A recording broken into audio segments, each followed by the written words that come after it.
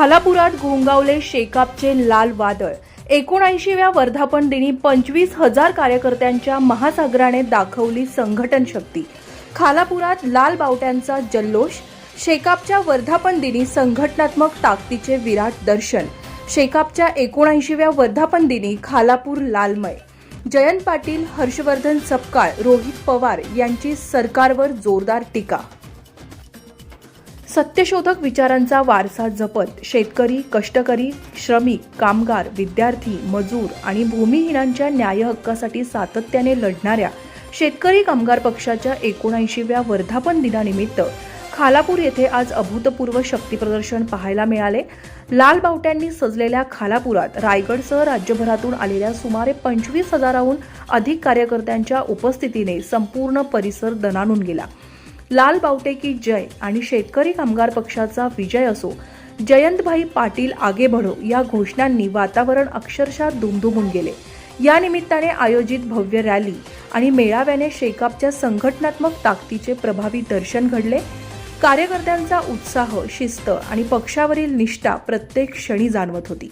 मेळाव्यात शेकापचे सरचिटणीस भाई जयंत पाटील, काँग्रेसचे प्रदेशाध्यक्ष हर्षवर्धन सपकाळ, राष्ट्रवादी काँग्रेसचे आमदार रोहित पवार, माजी आमदार बाळाराम पाटील, आमदार डॉक्टर बाळासाहेब देशमुख, सुरेश खैरे, राज्य प्रवक्त्या चित्रलेखा पाटील, ॲडव्होकेट मानसी म्हात्रे, ॲडव्होकेट गौतम पाटील आणि सौम्या कोरडे यांनी विविध राजकीय, सामाजिक आणि शेतकरी, विद्यार्थी यांच्या प्रश्नांवर सरकारवर जोरदार हल्लाबोल केला।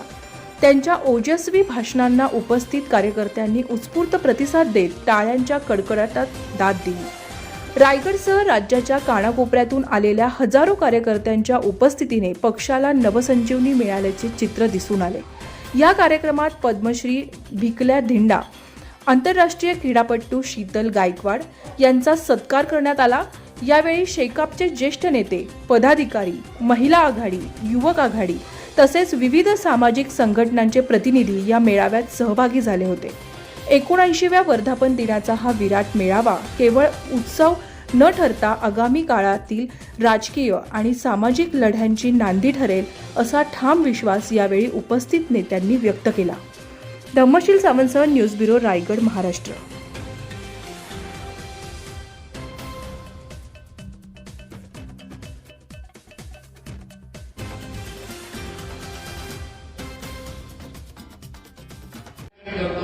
आणि हा माझा आधार तो पक्ष आहे। हा पक्ष जेव्हा जिवंत राहील, वाढत राहील, तेव्हा मला माझ्या आधारची आठवण येत राहील आणि मला माझ्या आधारची आठवण जेव्हा जेव्हा येत राहील तेव्हा तेव्हा माझं डोकं हे ठिकाणावर येत राहील। वेळ झाला पाहिजे, सगळ्यांना 2-2 मिनिटं पाहिजे। मला एक गोष्ट आठवली, सांगतो राहू देतो पुढच्या वेळेस। आता आधाराला जो माणूस विसरतो तो आपल्या भूतकाळाला विसरतो आणि जो समाज, जो पक्ष, जी व्यक्ती त्याला इतिहास माहीत नसतो, वर्तमानाचं ज्याला भान नसतं, त्याचं भविष्य हे बर्बाद झाल्याशिवाय राहत नाही। म्हणून अशा या खऱ्या भारतीय जनता पक्षाच्या विरोधात आपल्याला लढाई लढायची आहे। मी दलिंदर नावाचा एक शब्द नरेंद्रबद्दल वापरला, तुम्हाला सांगितलं तुमची जीभ घसली। नरेंद्र हे खरोखर दलिंदर आहे। दलिंदर हा शब्द संस्कृत आहे, समजला नाही म्हणून मी नरेंद्र हे प्रमोटी आहे म्हटलं।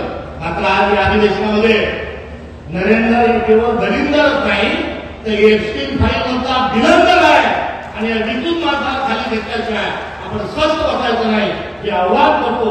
शेकापला मी लाख कोटी शुभेच्छा देतो आणि तुफानाची तुम्ही देऊया। उशक्काला होता होता काळ वाटत झाली, अरे पुन्हा कालिशाच्या पेटवा मशाली। शेकापचा विचार हा पथदर्शक आहे। शेकापचा विचार हा दीपस्तंभ आहे आणि या दीपस्तंभाची काँग्रेस पक्षाला, समाजाला, महाराष्ट्राला आवश्यकता आहे। त्याला कोटी कोटी शुभेच्छा देतो। थांबतो, धन्यवाद, लाल सलाम। या पक्षाबरोबर, या विचाराबरोबर प्रामाणिकपणे राहिला, मला इथं बोलवलं, मला तुमच्याशी चर्चा करता आली आणि तब्येत थोडीशी घडण असली तरी तुम्ही जी ऊर्जा इथं निर्माण केली त्या ऊर्जेकडे मला तुमच्याशी संवाद साधता आला, सर्व नेत्याशी संवाद साधता आला। याच्याच पद्धतीने येत्या काळामध्ये आपला हा जो संबंध आहे, घरगुतीचा संबंध आहे, तो असाच त्या ठिकाणी आपण घेऊ आणि आपल्या विचाराच्या पक्षाला, काँग्रेस पक्षाला आपल्याला येत्या काळामध्ये ताकद ही कशी देता येईल यासाठी एकत्रित आपण काम करूया आणि राज्य सरकारमध्ये असणारे जे सर्व नेते त्यांचा अहंकार सुद्धा येत्या काळामध्ये आपल्याला मोडायचा आहे. त्यांना गुडघ्यावर ज्या ठिकाणी त्याच्याबरोबर केंद्रीय मंत्र्यांना एकदा आपण गुडघ्यावर आणलंच आहे. उद्या जाऊन कुठलाही तुमच्या सभांचा महत्वाचा एखादा मुद्दा असेल ते एक जोडीने आपण लढल्यानंतर 100% त्या अहंकाराला आपण जमिनीवर आणल्याशिवाय होणार नाही.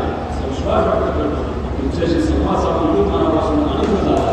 एवढ्या मोठ्या ताकदीने तुम्ही सर्वजण ते आला. परत एकदा तुमच्या वर्धापनी आणि शुभेच्छा देतो काम करू. जय हिंद, जय महाराष्ट्र, रामकृष्ण. आहे आपण विरोधकांवरती सडकून टीका केलेली काय सांगाल एकंदरीत परंपरेने गेली 79 वर्ष आम्ही या ठिकाणी एकत्र जमतो. यातले सर्व कार्यकर्ते ज्याप्रमाणे पंढरीला वारकरी जातात त्याप्रमाणे या ठिकाणी येत असतात स्वतःच्या खर्चानं स्वतःप्रमाणे. आणि तिथल्या ज्या ठिकाणी हा मेळावा होतो त्या ठिकाणी सर्व त्यांची राहण्याची खाण्याची व्यवस्था आहे तिथलं तालुक्याचं युनिट आमचं करत आहे. आज आलिशान अशी या ठिकाणी व्यवस्था खालापूर युनिटनी केली आणि त्यामुळे मी आनंदित आहे. दुसरं म्हणजे आजचा मेळावा हा दिल्लीच्या राजकारणानंतर जे आंदोलन तरुणांनी या देशातल्या केलं प्रत्येक राज्यातला तरुण हा त्या ठिकाणी हजर राहिला आणि त्याने त्याप्रमाणे केंद्र सरकारच्या मस्तीमध्ये जे सरकार 12 वर्ष होतं त्याला नमवण्याचं काम या छोट्या 15 वर्षापासून 25 वर्षाच्या मुलाने केलं. त्या आनंदामध्ये आम्ही आज वर्धापन दिन साजरा केलेला आहे. ज्या आज प्रत्येक तुमच्या घराचं लाईट बिल किती येत होतं लाईट बिलच्या विरोधात आम्ही मोठ्या प्रमाणात या ठिकाणी आंदोलन करायला मागतो. हे लावण्याचे काम चालू आहे.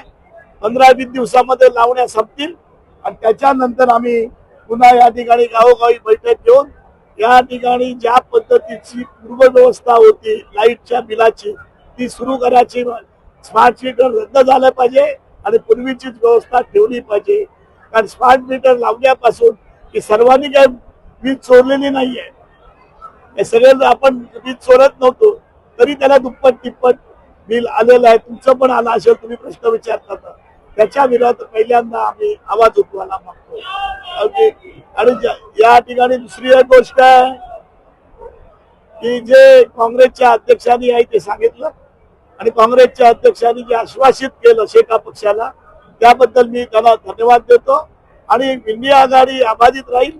नुसती इंडिया आघाडी नाही तर सर्व इंडियाचे घटक पक्ष जे आहेत ते आमच्यासारखे छोटे पक्ष आहेत ते पण आम्ही त्यांना न्याय देऊ. आम्ही थोडा त्याग करू पण तुम्हाला ज्या तुमचा वाटा जास्त ठेवू ही पण भूमिका त्यांनी आज मांडल्याबद्दल एक वेगळा उत्साह आज या ठिकाणी शेका पक्षाच्या कार्यकर्त्यांमध्ये दिसतो. कार्यकर्त्याला दिला नाही त्यांनी स्वतः या आंदोलनामध्ये भाग घेतला दोघींनी. पण साम्या सरोज होती आणि तिला पोलिसांनी जेलबंद ठेवलं तिच्या घरामध्ये. साम्या कोरडेला जेलबंद करून ठेवलं होतं. 3 दिवस सतत पोलिसांचा शब्द घराडा होता आणि त्या पद्धतीचं ते काम केलं. आणि एक अभ्यासू आणि तिने जो आमचं तत्वज्ञान आहे बहुजनांचं राजकारण आहे शाहू फुले आंबेडकर आणि मार्क्स लेनिन याच्यावर परिपूर्ण अभ्यास झालेली पहिली एक शेका पक्षाची तरुण कार्यकर्ती झालेली आहे म्हणून तिला तो आम्ही मान दिलेला आहे. नीट पेपर लीक की जांच करने वाले जो जज थे दिल्ली हाईकोर्ट में उनका तबादला कर दिया गया है. अब क्या लग रहा है ऐसे क्यों किया गया है? आपके पहले तो क्या क्या मेरे को अभी तक उसका आइडिया पूरा नहीं है लेकिन मेरे को लगता है कि वो सब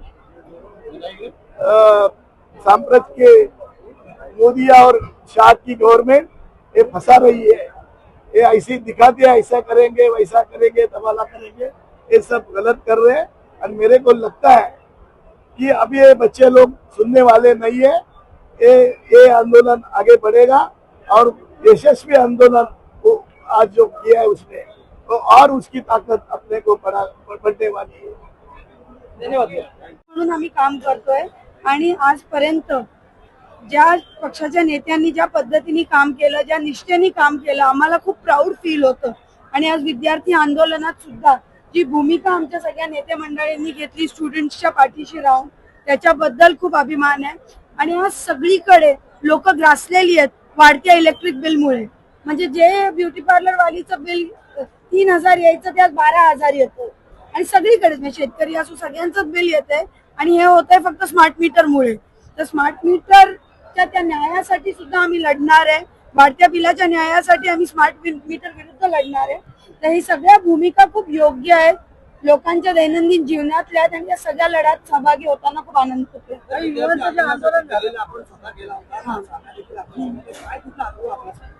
नाही, विद्यार्थी आंदोलन गेल्यावर विद्यार्थी खूप चिडलेले, पण त्यांच्यावर खूप प्रचंड दबाव होता. मी तुम्हाला जुनं सांगत नाही, लेटेस्ट सांगते. आता ज्या पद्धतीचा पोलिसचा क्रॅकडाऊन चालू आहे की प्रत्येक सोशल मीडिया अकाउंटवर जातात, त्यांचे पर्सनल डिटेल्स लीक करतात आणि त्यांना दबाव करतात की तुम्ही हे पोस्ट करू नका, अशी प्रधानमंत्र्यांची माफी मागा, तशी मागा. तुम्ही आज फेअर डिसूजा नावाचे पत्रकार आहे, ही फार क्रेडिबल पत्रकार आहे, तिच्या सगळ्या पोस्ट पहा, हे पहा. मला वाटतंय कंटिन्युअस लोकांचा आवाज दाबण्याचं जे काम आहे हे करतायत. म्हणजे आय वोंट बी सरप्राईज उद्या साम्या किंवा माझं अकाउंट हॅक झालं तर. टोटल हेच चालू आहे. म्हणजे साम्या, तू तुझा अनुभव सांग, तुला कसे कलम लावलेले. आम्ही ज्यावेळेस मुंबईमध्ये 20 तारखेला आंदोलन करायचं ठरवलं, त्यावेळेस पोलिसांनी जे ऑर्गनायझर्स होते सगळ्यांना घरापर्यंत जाऊन हाऊस अरेस्ट केलं. आम्हाला 12-12 तास पोलिसांनी ताब्यामध्ये ठेवलं. तर हे नक्कीच महाराष्ट्रामध्ये जे भाजपचं देवेंद्र फडणवीसांचं सरकार आहे त्यांना नको होतं की विद्यार्थ्यांनी रस्त्यावर येऊन आंदोलन करावं आणि पोलिसांचं दबाव तंत्र त्यांनी वापरला. आम्ही विद्यार्थी आहोत आणि आमच्यावरती कलम लावली, तुम्ही आम्हाला गुन्हेगार ठरवलं, मग आम्ही दहशतवादी आहोत का या देशातले, की त्यांच्यासारखं लाठीचार्ज दिल्लीत केला आणि मुंबईत पण तेच बघायला मिळालं. नाही, मला हे सांगायचंय की साम्यासारखी मुलगी, एक हिंदू मुलगी, 10वीत बोर्डात आलेली, 12वीत बोर्डात आलेली मुलगी, वडिलांनी अख्खं आयुष्य वेचलं धारावीच्या चळवळीसाठी, एक नॉर्मल बिल्डर कुटुंबातली मुलगी, तिच्यावर या पद्धतीचे तुम्ही क्रिमिनल ऑफेन्सेसचे कलम लावतात. अजून पण ते फुल्ली क्लिअर नाहीयेत. आता नोटिफिकेशन आलंय की ते सगळे काढणार आहेत. पण मला विचार हा येतो की जर एका एज्युकेटेड एवढ्या नॉन मुलीवरती असं करतात तर सर्वसामान्य अशा किती स्टोरीज आहेत. मी तुम्हाला सांगते, मी जेव्हा घरी माझ्या नाशिकला माहेरी बसलेले तेव्हा 2 मुलं नुसती रडत आली आम्हाला बघून. आणि तुमच्याच एका चॅनलनी नंतर त्यांची स्टोरी रन केली, ती रडत होती. आम्ही म्हटलं काय झालं, तर म्हणजे आमच्या 3ऱ्या भावाने नीट पेपरमध्ये सुसाईड केलं. आणि मी इतके हतबल होते, मी सुद्धा त्यांच्यासोबत रडायला लागले. म्हणजे काय उत्तर द्यायचं. असे लाखो करोडो मुलं आहेत की आज जे सफर करतायत. आमचा प्रामाणिक प्रयत्न आहे पक्ष म्हणून त्यांच्या पाठीशी उभं राहणं, त्यांचा आवाज बनून राहणं, वेळ पडल्यास आक्रमक होऊन त्यांच्यासाठी लढणं, हा आमचा प्रामाणिक प्रयत्न आहे.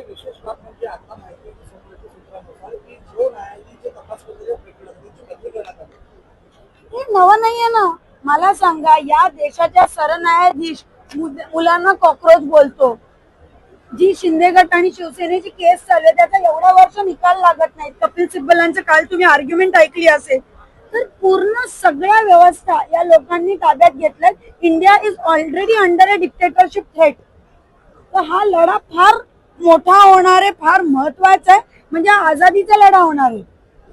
धन्यवाद.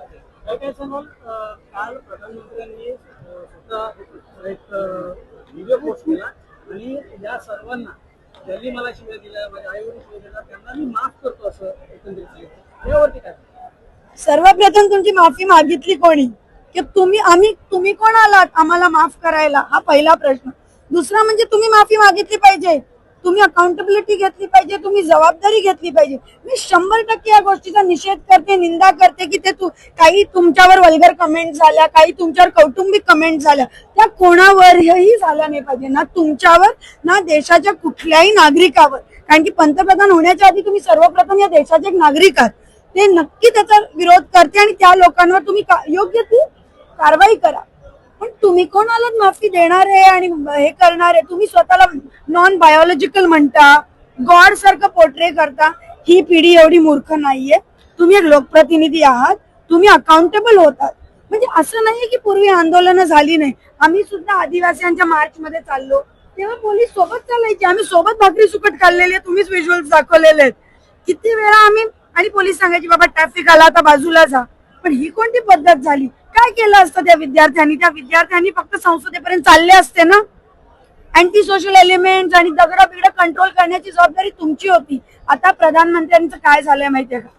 भरपूर PR एजन्सीज लावल्या असतील, या PRचा खर्च आपल्याच टॅक्सच्या पैशातनं चालू असेल. आणि नाव he is trying to hard basically to cover up आणि लुक गुड.